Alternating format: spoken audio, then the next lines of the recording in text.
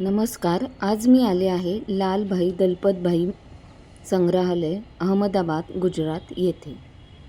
हे संग्रहालय भारतीय कला आणि संस्कृतीचा वारसा जपणारे एक प्रमुख संग्रहालय आहे.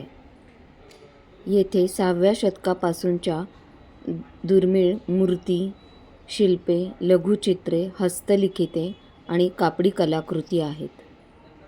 हे संग्रहालय भारतीय कला, इतिहास आणि जीवनशैली समजून घेण्यासाठी अतिशय महत्त्वाचे ठिकाण मानले जाते. तसेच हे कलाप्रेमी आणि इतिहास संशोधकांसाठी एक उत्तम पर्यटन स्थळ आहे. हे संग्रहालय सकाळी 10:30 ते 5:30 या वेळांमध्ये चालू असते आणि सोमवारी व इतर सरकारी सुट्ट्यांदिवशी बंद असते. येथे फिरताना आणि जुन्या कलाकृती, शिल्पे, मंदिराच्या कमानी सर्व पाहून खूप थक्क व्हायला होते. तेथे त्यांचा गाईडसुद्धा असतो, तो आपल्याला सर्व माहिती देतो.